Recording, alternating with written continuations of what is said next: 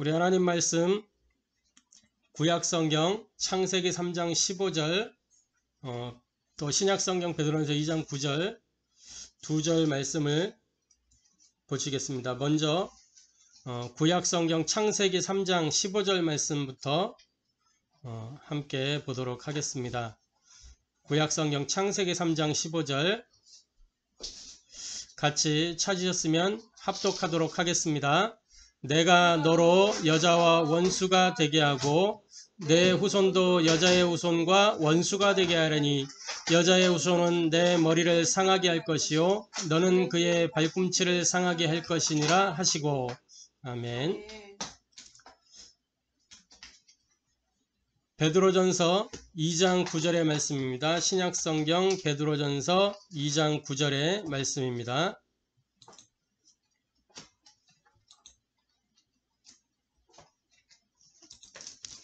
베드로전서 2장 9절의 말씀입니다.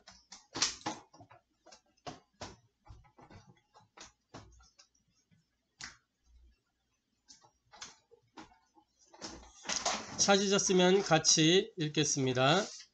그러나 너희는 택하신 족속이요 왕같은 제사장들이요 거룩한 나라요 그의 소유가 된 백성이니 이는 너희를 어두운 데서 불러내어 그의 기이한 빛에 들어가게 하신 이의 아름다운 덕을 선포하게 하려 하심이라. 아멘.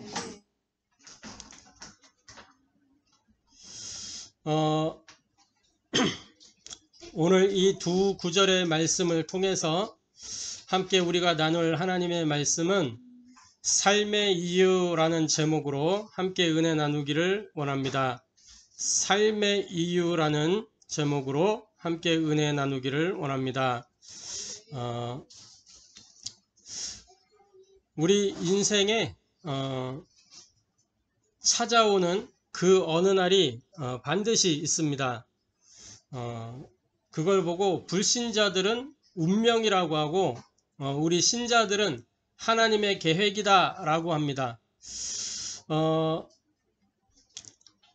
어느 날 우리가 그 찬양 중에서도 어느 날 나는 알았네 주가 그리스도 되심을, 어느 날 나는 알았네 길과 진리 생명 되신 그분을, 우리가 이렇게 찬양 고백도 하는데 어느 날 우리에게 예수가 그리스도라는 이 분명한 복음을 알게 되는 그날이 있었던 것처럼 우리가 이 복음이 아니면 안 되는 운명의 사건도 어느 날 있었단 말이죠. 그 운명의 사건 때문에 사실은 우리가 시달리고 고통 가운데 있다가 어느 날 정말 거짓말처럼 이 운명의 문제에 답이 되는 그리스도를 알게 된 거죠. 많은 사람들이 잘 살다가 불현듯 이런 생각을 하게 됩니다. 저도 이렇게 중학교 때 고등학교 때 중학교 고등학교 때 그런 생각을 많이 했던 것 같아요. 내가 지금 왜 살고 있지? 이런 생각을 많이 했던 것 같아요. 내가 왜 살지? 난 누구지? 내가 어디서 왔지? 이런 생각을 많이 하는 것 같습니다.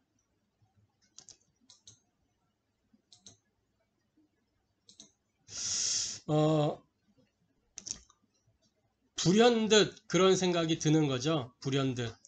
내가 왜 살지? 나는 뭐 때문에 살지? 난 누구지? 난 지금 또 뭐 해야 되지?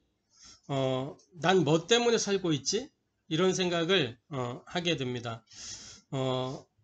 어떤 이 사람들은 이런 얘기를, 돈도 있고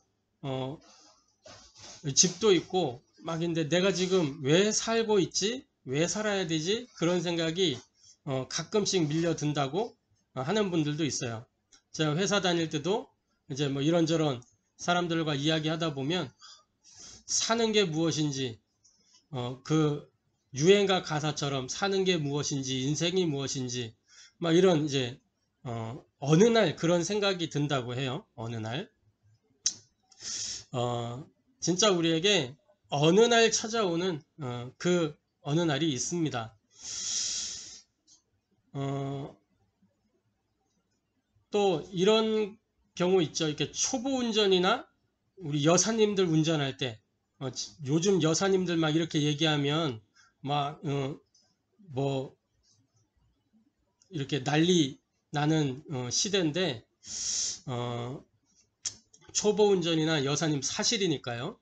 여사님들 운전하는 걸 이렇게 보면 핸들은 잡았는데 이제 내가 왜 핸들을 잡고 있는지, 지금 어디로 가야 되는지 전혀 상실하고 그냥 일단 직진, 그냥 직진 이렇게 하는 경우들 많거든요. 방향과 목표를 상실한 거예요. 그게 그 초보 운전에게 찾아온 어느 날이에요.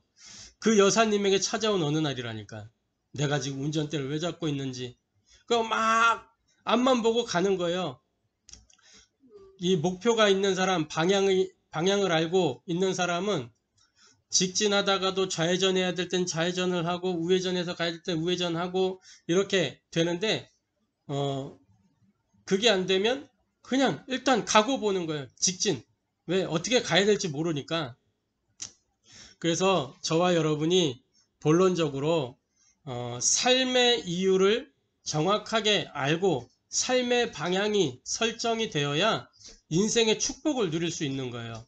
이 초보 운전이 시간이 지나면서 이렇게 운전에 대한 그 이유를 알고 그 다음에 내가 어디로 가야 될지 목적지가 분명하게 되면 그 방향이 설정되고 이유 정확하게 알고 하면 안정된 축복, 안전 운전할 수 있고 방향도 다 과감하게 바꿀 땐 바꿀 수 있고 하는 거잖아요. 김여사라고 해서 맨날 직진만 하는 거 아니거든요. 숙달된 김여사들은 남자들보다 더 운전 잘해요. 택시기사들보다 더 운전 잘하거든요. 그래서 우리가 첫 번째로 중요한 인생의 방향이 있다는 사실을 알아야 됩니다. 인생의 방향, 무엇이 우리 인생의 방향이냐? 여기에서 우리 예수님의 첫 번째 메시지, 부활하시면서 주신 메시지가 있어요. 마태복음 28장 18절부터 20절에 모든 족속으로 제자를 삼아라 그랬거든요. 모든 족속으로 제자를 삼는데 어떻게 제자를 삼냐? 아버지와 아들과 성령의 이름으로 세례를 주고 내가 너희에게 분부한 모든 것을 가르쳐 지키게 하라. 볼지어다 내가 세상 끝날까지 너희와 항상 함께 있으리라. 항상 함께 있는 그 이유가 뭐냐면 이 제자를 삼으라고. 그러려고 하면 제자 삼을 수 있는 내용이 있어야 되고 제자 삼을 수 있는 방법이 있어야 되겠죠. 인생의 중요한 방향이 제자 삼는 것인데 그 제자 삼는 내용과 방법을 가지고 있으면서 제자를 삼을 수 있어야 되겠죠. 또 마가복음 16장 15절부터 20절에 만민으로 이 치유하도록 이렇게 말씀을 주셨어요. 병든 자에게 손을 얹은 즉 낫게 되고 그렇게 말씀을 주셨죠.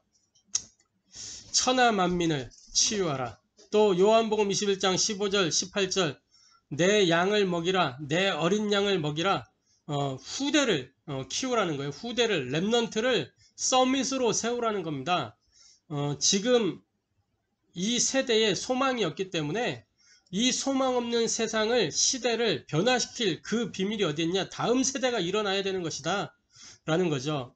저와 여러분이 그래서 그 다음 세대를 일으키는 데에 주역으로 쓰임받는 것이고 다음 세대를 위해서 발판으로 역할을 하는 것입니다. 그 두 가지가 동시에 같이 가는 거예요. 주역이면서 동시에 발판이에요. 이게 우리 인생의 중요한 방향입니다. 다시 말해서 237, 치유, 서밋 이게 우리의 가야 될 길이란 말이죠.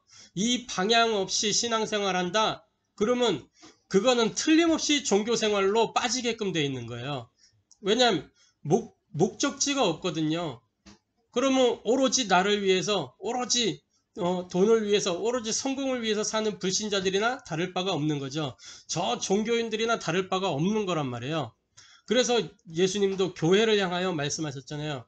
이방인의 뜰, 또 고아와 가부의 뜰, 아이들의 뜰, 기도의 뜰, 이 뜰, 여기에 대한 말씀들을 주셨잖아요. 이 뜰이 교회 안에 있어야 된다 말이죠. 교회의 사명도 그래서 237 치유 서밋이에요. 우리 하원교회가 237 치유 서밋의 그 교회가 되기를 소원합니다. 그래서 사도행전 1장 3절에 보니까 부활하신 예수님이 감람산에서 40일 동안 제자들에게 뭘 말씀하셨냐? 하나님 나라의 일에 대해서 말씀하셨어요. 하나님 나라의 일에 대해서 40일 동안 얼마나 중요했으면 부활하시자마자 제자들에게 다른 거 안 하고 40일 동안 하나님 나라의 일, 그게 뭐예요? 237 치유 서밋, 이게 하나님 나라의 일이에요. 여기에 필요한 영적 싸움, 그게 하나님 나라의 일이란 말이죠. 그리고 사도행전 1장 8절에 보니까 오직 성령 충만을 받으라 라고 말씀했어요. 이 성령 충만을 받고 나서 사도행전 1장 14절에 오로지 기도 속에 들어갔더니 어떤 일이 일어났냐? 응답의 모델인 5가지 응답을 이 초대교회 제자들이 받았잖아요. 저와 여러분도 똑 동일하게 이 응답을 받는 것이 성경적 응답이요, 우리가 받아 누려야 될 응답입니다. 그리고 우리가 이 응답을 향하여 나아가는 것이 우리의 갈 방향이죠. 그래서 성령 충만이 임했더니 어떤 일이 일어났느냐? 오순절 마가다락방에 그 성령의 역사가 시작됨으로 말미암아 사도행전 2장 5절부터 13절에 전도의 문이 열려지잖아요. 15개 나라에서 부르지도 않았는데 그 사람들이 찾아왔거든요. 이 마가다락방으로. 예루살렘 교회 안 가고 마가다락방에 온 거예요. 거기에서 이 복음의 말씀을 듣고 거기에서 새로운 역사가 시작이 된 거죠. 그러면서 현장에 말씀이 성취되고 구약에 말씀하셨던 요엘서 2장 28절에 말세가 되면 내 남종과 여종에게 내 영을 물붓듯이 부어줄 것이다. 그랬는데 말씀하신 그대로 그 마가다락방 현장에 약속하신 성령이 각 사람 위에 물붓듯이 부어진 거예요. 그러니까 이 말씀 성취의 현장을 보면서 어떤 일이 일어나죠? 제자들이 일어나는 거죠. 3천 제자 일어나는 거예요. 그러니까 그 현장이 변화될 수밖에 없는 거죠. 이 음성 지역이 언제 변화되느냐? 저 우리 청주 지역이 언제 변화되느냐? 이 성령의 역사가 임할 때 현장이 변화되는 줄로 확신합니다. 그래서 저와 여러분이 이 중요한 인생의 방향을 가지고 어디로 가야 되느냐? 우리 삶 속에 하나님 나라가 임하는 길을 향해서 나아가는 거예요. 5기초. 이 5기초가 우리 삶의 회복이 되어야 되는 겁니다. 하나님이 나를 부르신 이유가 뭡니까? 하나님이 저와 여러분을 부르신 이유가 뭡니까? 베드로전서 2장 9절에 말씀하고 계시잖아요. 뭐라고 말씀하시죠? 우리가 뭐라고요? 왕같은 제사장들이요, 아름다운 덕을, 아름다운 이 빛을 선전할, 그렇죠? 그래서 이 빛을 선전할 자다. 그러니까 선지자, 제사장, 왕의 사명을 대신 감당할 그리스도의 대사로 우리를 부르셨단 말이죠.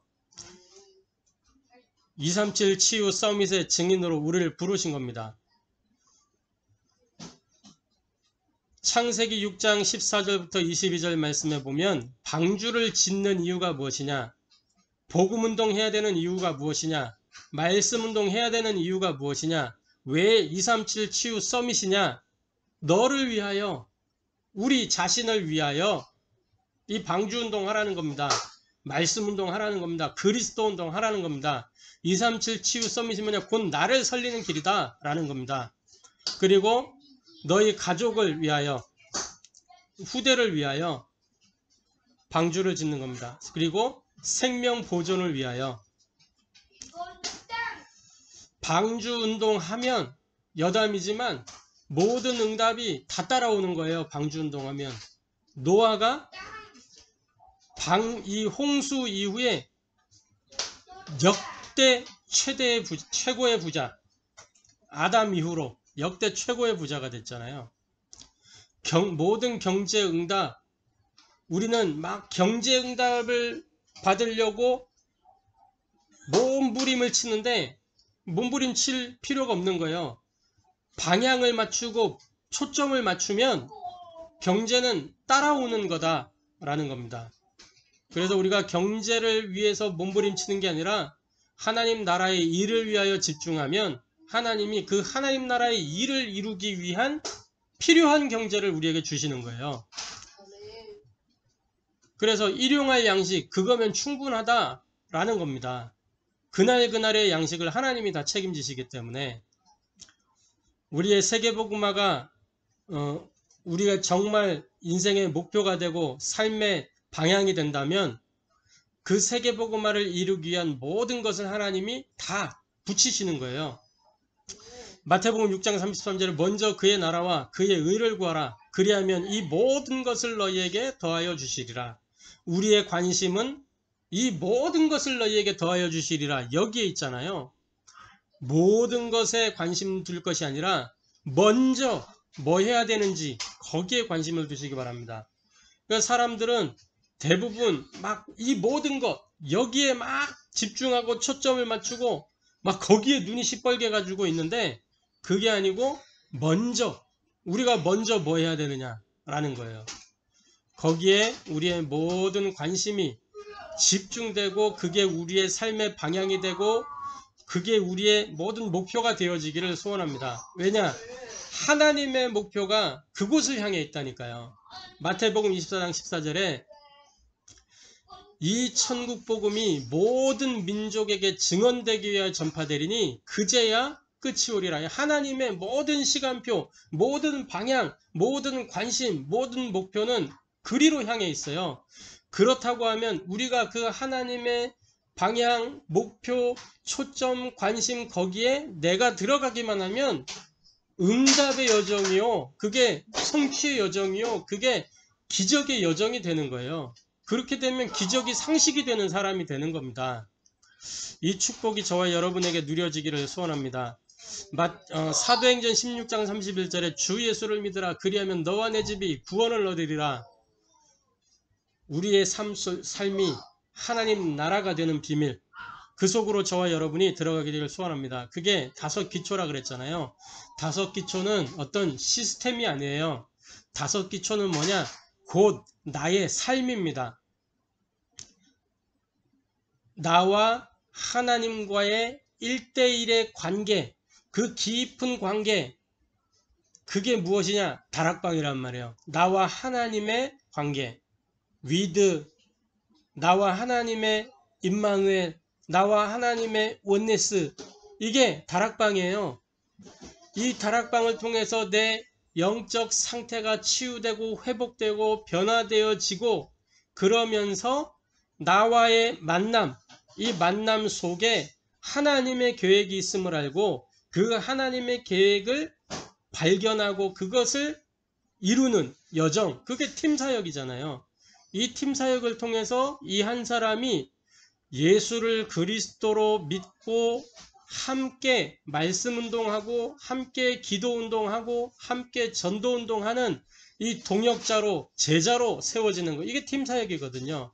그리고 내가 살고 있는 집에 영적 분위기가 바뀌어지면서 가정이 안식처가 되고 정말로 거기서 쉼을 얻고 힘을 얻고 집에서 답을 얻고 길을 찾고 막 말씀이 포럼되고 소통이 되고 기도 제목이 나오고 그러면서 우리 집에 누군가 놀러 왔다가 힘을 얻고 답을 얻고 길을 찾고 매일 오고 싶고 그걸 보고 미션홈,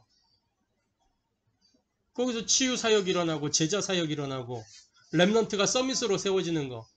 그러니까 이 가정이 237 치유 서밋과 가장 관계 있는 가정이 되는 게 미션홈이에요.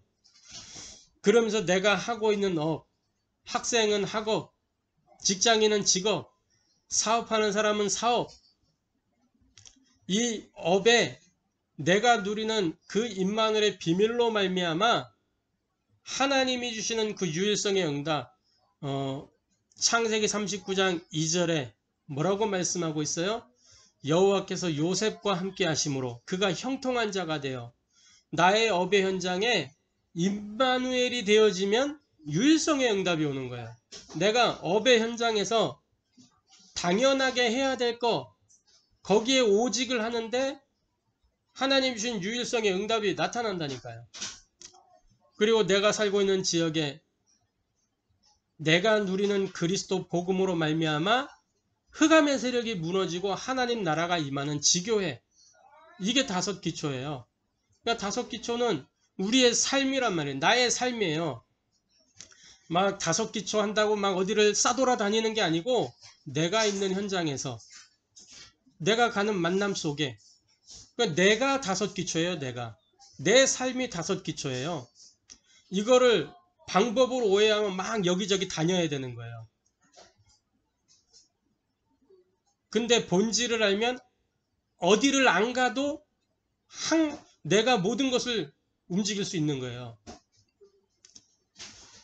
이 삶을 통해서 하나님 나라를 회복하는 이것이 우리가 가야 될 방향입니다. 자,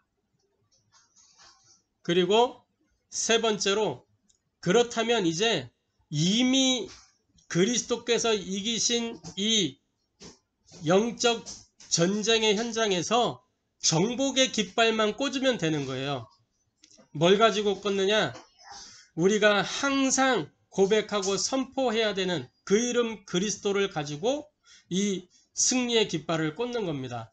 매일 날마다 그리스도를 고백하고 선포하시길 바라요. 왜 고백하고 선포하는 것이냐? 고백은 내 자신에게 하는 것입니다. 나에게 고백하는 거예요. 내가 고백하는 거죠. 선포는 이제 현장에서 선포하는 겁니다. 예수는 그리스도라고. 창세기 3장 15절 여자의 후손 메시아 이 그리스도가 약속대로 마태복음 1장 21절에 자기의 백성을 그들의 죄에서 구원할 구원할 자 예수 이분으로 오신 거예요. 이 예수님이 누구냐? 요한복음 19장 30절 십자가에서 하신 말씀이 있어요. 다 이루었다. 뭘 다 이루었냐? 인생이 도무지 해결할 수 없는 사탄과 죄와 지옥 배경의 문제, 이 근본의 문제를 십자가에서 다 해결하셨단 말이에요. 요한일서 3장 8절에 하나님의 아들이 나타나신 것은 마귀의 일을 멸하려 하심이니라. 히브리서 9장 12절에 더 이상 양이나 송아지나 염소의 피로 하지 아니하고 자신의 피를 들여서 단번에 영원한 속죄를 이루시고 히브리서 10장 20절 이제는 새롭고 산 길을 내어주셔서 이 사탄의 손에서 죄의 올무에서 이 지옥 배경에서 영원하게 해방하시고 자유를 주시고 하나님 만나는 길을 열어주신 겁니다. 그 일을 보고 그리스도의 사역이라고 하는 거예요. 이 십자가의 사역이 그리스도의 사역입니다. 그래서 우리는 마태복음 16장 16절 주는 그리스도시요 살아계신 하나님의 아들이십니다 라고 고백하는 거예요. 그래서 예수만 알고 그리스도를 모른다. 그거는 반쪽 신앙이에요. 그거는 어쩌면 종교적 신앙이에요. 그래서 우리는 이 예수를 그리스도로 알았다는 자체가 정말 하나님의 은혜인 거죠. 많은 사람들이 그리스도가 누군지 몰라요. 예수는 아는데 그리스도를 모른다니까. 예수 그리스도 이 대명사로 알지 예수가 그리스도라는 사실을 잘 모른다니까. 그리스도가 뭔지 몰라요. 근데 우리는 그리스도가 뭔지 알게 됐죠. 이게 은혜예요. 에베소서 2장 1절에 이 그리스도로 말미암아 우리는 모든 죄의 올무에서 해방받아 버렸어요. 로마서 8장 1절 2절에 그리스도 예수 안에 있는 자에게는 결코 뭐가 없어요? 정죄함이 없나니 이는 그리스도 예수 안에 있는 생명의 성령의 법이 너를 죄와 사망의 법에서 뭐했다? 해방하였음이니라. 에베소서 2장 2절 이 그리스도로 말미암아 우리가 현재 문제, 이 사탄의 문제에서 해방받아 버렸어요. 참된 자유가 우리에게 찾아왔어요. 진리를 알지니 진리가 너희를 자유롭게 하리라. 요한복음 8장 31절 32절에 그렇게 말씀하고 있죠. 에베소서 2장 3절 말씀해 보면 본질상 진노의 자녀일 수밖에 없는데 이 그리스도로 말미암아 우리가 에베소 2장 6절에 저 하늘 보좌를 누리게 됐고, 에베소서 2장 7절에 현실 가운데 많은 증거들이 계속해서 오고, 고린도서 3장 16절 이 성령께서 우리 안에 내주하셔서 우리가 하나님의 성전이 된 것입니다. 뿐만 아니라 이 그리스도께서 부활하셔서 사망 권세를 잡은 자, 이 마귀를 없이 함으로 이 죽기를 무서워하여 일평생 종로로 타는 이 인생들을 완전히 해방하신 거예요. 그 완전한 승리를 이루셨다니까요. 부활하신 그리스도의 승리, 십자가에서 다 이루신 그 승리, 이 이미 이루어 놓으신 이 승리에 우리가 깃발만 딱 꽂으면 되는 겁니다. 그래서 이 그리스도가 언제 내게 그리스도로서 효력이 있느냐? 요한복음 1장 12절 영접하는 자 곧 그 이름을 믿는 자들에게 하나님의 자녀가 되는 권세를 주셨으니, 그러니까 우리가 예수님을 영접하는 그 순간에 내 안에 이 그리스도의 영이 들어오신 거예요. 하나님의 영이 우리 안에 들어온 거예요. 그래서 나는 부족하고 나는 연약하고 나는 모자라고 나는 능력이 없고 나는 무능하지만 내 안에 전능자가 함께 계시니 절대 불가능이 절대 가능으로 되어지는 그 전도자의 삶을 우리가 살게 되는 것입니다. 그래서 이 그리스도를 가지고 항상 고백하고 선포하면서 정복의 깃발을 나 자신에게 꽂고 현장에 꽂는 저와 여러분 되기를 바랍니다. 그러면서 매일 확인해야 되는 것, 우리의 정체성을 확인하는 것입니다. 나는 하나님의 자녀라는 이 고백을 통해서 우리의 정체성을 날마다 확인해야 돼요. 그리스도를 영접하는 순간 우리는 성령이 우리 안에 내주하시고 나의 삶을 인도하시고 뭘로요? 말씀으로. 예배 때마다 강단을 통해서 주시는 그 말씀을 가지고 또 다락방에서 주시는 그 말씀을 가지고 우리가 이 말씀을 통해서 인도받게 되어 있는 거예요. 그러면서 그리스도의 이름으로 기도할 때 주시는 그 응답, 하나님 자녀가 누리는 특권 중에 특권이잖아요. 응답받는 신분이 된 거, 하나님 나와 함께하는 그 신분이 된 거, 이걸 가지고 현장에서 정복의 깃발을 꽂는 겁니다. 그러면서 항상 확신해야 돼요.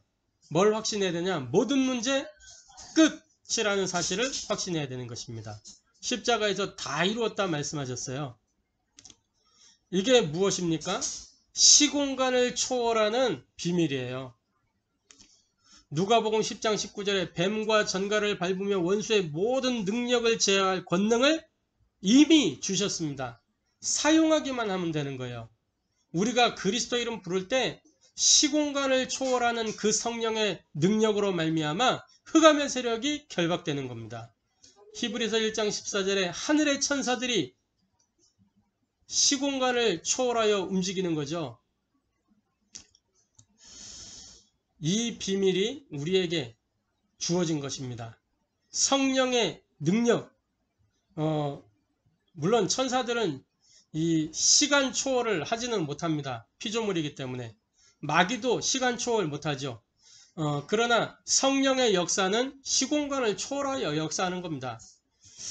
그리고 우리가 항상 누려야 될 비밀이 있습니다. 그게 뭐냐? 영적 싸움이에요. 그래서 우리가 예수 그리스도의 이름으로 마귀야 가라 이렇게 선포할 때 흑암의 세력이 꺾이는 거죠. 왜 그렇습니까? 요한일서 3장 8절에 하나님의 아들이 나타나신 것은 뭐라고요? 마귀의 일을 멸하려 하심이니라. 그러니까 이 그리스도의 이름 부르기만 하면 흑암 세력은 떠나간다니까요. 우리의 열심이나 우리의 어떤 종교적 선행이나 이런 거 가지고는 마귀가 눈 깜짝도 안 해요. 마귀는 오히려 막 그거 더 하도록 부추겨요. 열심히 해라. 잘해라. 더 열심히 해라. 헌신, 봉사 이런 거 한다고 마귀가 떠나가지 않아요. 싹 보고 마귀가 웃고 잘한다, 의국에 잘한다 이렇게 하죠. 언제 마귀가 떠나가냐? 그리스도 앞에서만 마귀는 떠나가는 것입니다. 그래서 저와 여러분에게 정말로 이 그리스도가 주인으로 역사한다면 우리의 삶의 흑암의 권세는 떠나가게 되어 있습니다.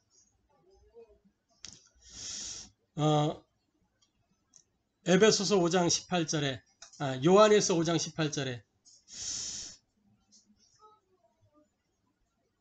하나님께로서 나신 자가 그를 지키심에 악한 자가 그를 만지지도 못하느니라.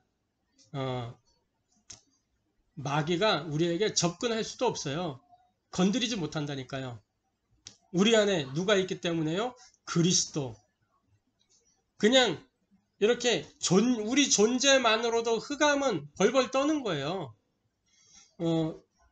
빛이 가느다란 빛이라도 어두운 공간에 탁 빛으로서 존재하게 되면 이미 그 순간은 어둠이 아니라 빛이에요. 어둠이 작은 빛이지만 그 작은 빛이 어둠을 몰아내는 것입니다. 에베소 6장 10절 20절 그래서 우리의 씨름은 혈과 육에 있는 것이 아니요 하늘에 있는 악의 영들을 대함이라. 그렇죠? 우리 싸움은 영적 싸움이에요. 그래서 마태복음 12장 28절 29절에 성령의 능력으로 우리가 영적 싸움해야 되는 거예요. 예수님 뭐라 그랬어요? 내가 성령을 힘입어 귀신을 내어 쫓는 것이면 하나님의 나라가 너희 안에 임하여 있느니라. 그래서 우리가 항상 증인으로 가야 되는 거예요. 우리가 나아갈 방향 항상 증인으로. 그래서 우리가 하는 신앙 고백이 있잖아요. 남은 인생 하나님의 영광을 위하여. 이사야 43장 7절 21절 말씀에 보면 뭐라고 기록하고 있어요? 우리를 창조하신 목적이 하나님을 찬송하게 하렴이고 하나님께 영광 돌리게 하렴이라 그랬잖아요. 찬송 중에 최고의 찬송이 뭐냐? 바로 이 전도 운동이에요. 그게 찬송 중에 최고 찬송이에요. 영광 받으신 걸 최고의 영광 받으신 게 뭐냐? 이 한 생명이 돌아오는 거, 그게 하나님 앞에 최고의 영광스러운 거예요. 고린도서 10장 13절 먹든지 마시든지 그렇기 때문에 무엇을 하든지 하나님의 영광을 위하여 하라. 그러니까 전도를 두고 무엇이든지 하라는 거예요. 복음 운동을 두고 무엇이든지 먹는 것도 전도 운동 때문에, 입는 것도 전도 운동 때문에. 그러니까 목회자가 맨날 막 이렇게 구질구질하게 이렇게 다니는 게 아니고 진짜 막 전도 때문에 더 잘 꾸미는 게 아니고 원래 잘 돼야 되는 거예요. 원래 하나님의 자녀답게 그렇게 하고 살아야 되죠. 막 교역자니까 청빈해야 돼. 막 사치하면 안 되겠지만 그렇다고 막 억지로 막 가난하고 그럴 필요도 없어요. 하나님이 주시는 대로 그걸 가지고 뭐요? 전도 때문에, 복음 때문에, 선교 때문에, 렘넌트 때문에 사용하는 거예요. 그러니까 맨날 성도들이 주는 밥 얻어먹는 게 아니고 목회자가 성도들 사주기도 하고 그래야 되는 거지. 맨날 이렇게 얻어먹는 걸 당연시하는 그런 거는 사라져야 돼요. 올바른 게 아니에요, 그게. 하나님의 영광을 위하여 하라. 그래서 결론적으로 우리가 이 삶의 이유가 무엇이냐? 우리 삶의 이유는 하나님 나라의 일을 위하여 사는 것입니다. 증인의 여정을 걸어가는 것이에요. 그래서 결론적으로 증인의 영적 세팅이 돼야 돼요. 첫 번째 세팅이 무엇이냐? 말씀 집중입니다. 계시록 1장 3절에 이 예언의 말씀을 읽는 자, 듣는 자, 지키는 자가 복되다 그랬어요. 그래서 사도행전 2장 42절에 초대교회 제자들은 늘 사도의 가르침을 따라 서로 교제하고 떡을 뗐다 그랬어요. 우리 말씀을 통해서 기록된 말씀, 선포되는 말씀, 내게 임한 말씀, 현장의 말씀들을 통해서 뭐 하는 것이냐? 해답을 얻고 그 안에서 모든 결론을 내리고 그 말씀에서 응답을 받는 거예요. 그러니까 응답은 말씀이에요. 말씀. 막 기도해가지고 뭔가 이루어지는 그게 응답이 아니고 이미 하나님이 강단을 통해서 응답을 주시는 말씀. 그게 응답이에요. 각인, 뿌리, 체질은 절대 안 바뀌죠. 주님 재림 오시는 날까지 절대 안 바뀝니다. 근데 새롭게 각인되고 뿌리 내리고 체질시킬 수는 있어요. 그 각인, 뿌리, 체질의 키가 뭐냐?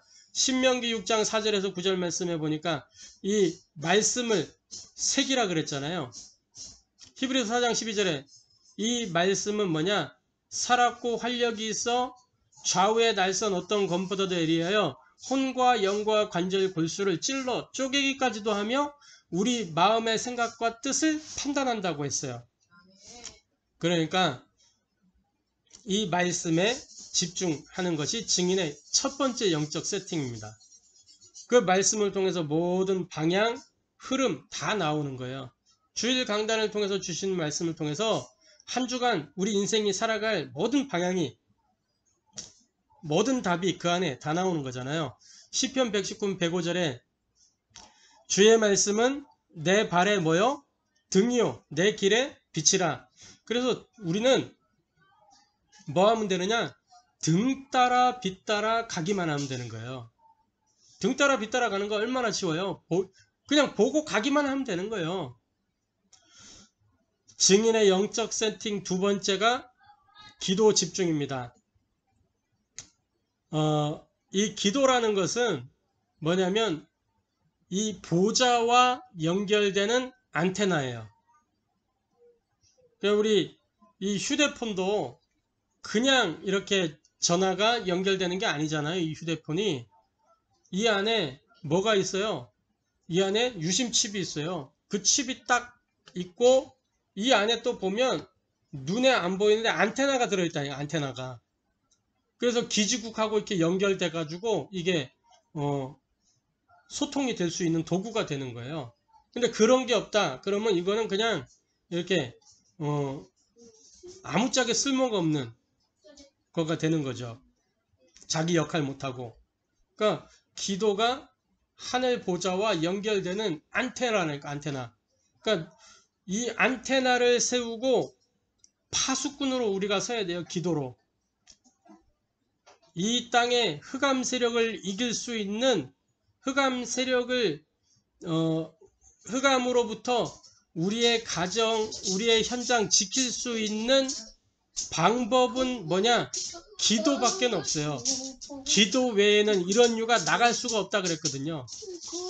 영적 싸움의 방법이 뭐냐? 기도 속으로 들어가는 거예요. 기도 속으로.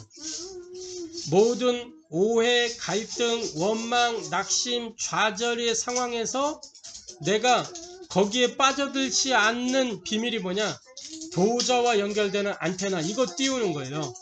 그래서 영적 통신망의 파수꾼.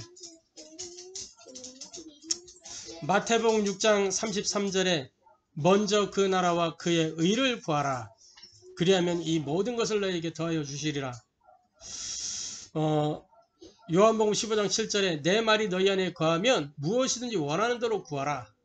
또 요한복음 16장 24절 지금까지는 너희가 내 이름으로 구하지 아니했으나 구하라. 그리하면 받으리니 너희 기쁨이 충만하리라.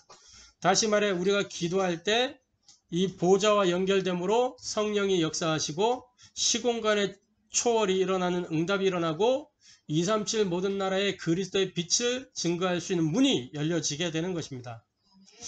전도 이 증인의 영적 세팅 세 번째가 뭐냐? 예배에 집중해요. 예배는 우리의 영적 상태를 치유하는 가장 빠른 길입니다. 예배를 통해서 내가 하나님과 가장 빠르게 연결되는 거예요.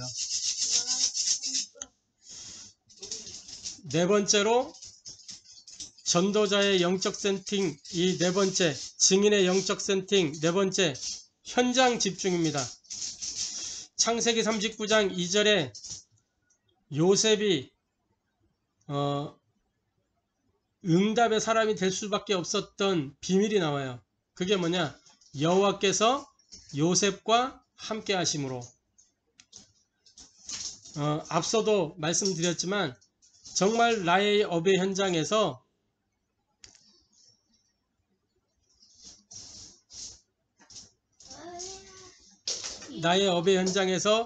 이 당연한 거, 반드시 해야 될 거, 절대적으로 안 하면 안 되는 거, 이거 찾아내기만 하면 거기서 당연한 거를 오직으로 하게 되면 반드시 오게 되는 것이 집중의 포인트가 보이게 되는 거예요.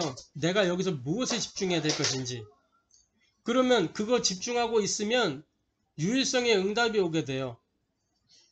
그러면 이걸 지속하다 보면 어느 날 하나님이 역사하시는 시간표, 재창조의 역사가 현장에 오게 되는 거예요. 그러면 현장이 변화되게 돼 있죠. 이게 현장 집중해야 되는 우리가 이유입니다. 오직 집중, 지속을 통해서 찾아오는 유일성의 응답, 재창조의 역사. 결국 어디서부터 시작되냐? 당연, 필연, 절대. 뭘 가지고?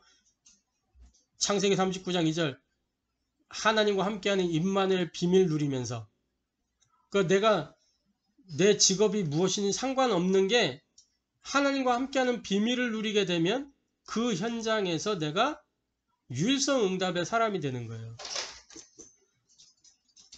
증인의 이 영적 세팅, 5번째는 선교 집중입니다. 나의 모든 것이 내가 지금 하고 있는 일이 237과 관계가 있느냐, 세계복음화와 관계가 있느냐, 여기에 관계가 있도록 만들어 가는 거예요.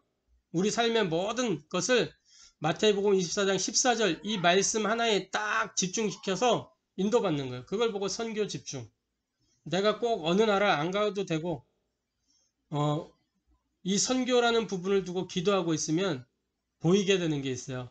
이미 우리나라에 하나님이 237을 다 보내놨구나. 와 있는 다민족들이 보이게 되고 이미 있는 TCK들이 보이게 되고 다문화 가정이 보이게 되고 이들에게 무엇을 줄 것인가. 아까도 어린이집에 이 영민이 찾으러 갔더니 이 부부가 와 있어요. 부부가 와 있는데 아빠는 한국인이고 엄마는 이게 외국인이에요. 이제 아이가 이렇게 아이가 아픈지 이렇게 그 선생님이 이제 뭐 얘기를 해주더라고. 지금은 뭐 이렇게 그 분유를 많이 주면 안 되고 음식을 이렇게 이유식을 만들어서 자잘하게 해가지고 먹여야 된다. 막 이러면서 이제 이런 얘기를 해주시더라고. 그 봤는데 다민족이에요, 다민족. 그 아이는 TCK잖아요. 이런 것들이 보여지면서 저 어린이집에도 이런 다문화 아이들이 있구나, 이런 것들이 보이고 이런 현장들이 보인단 말이죠. 그래서 이 증인의 영적 세팅을 갖추고 우리가 분명한 삶의 이유를 정확하게 알고 방향을 분명하게 해서 목표를 향하여 나아가는 전도자의 삶을 누리게 되기를 소원합니다.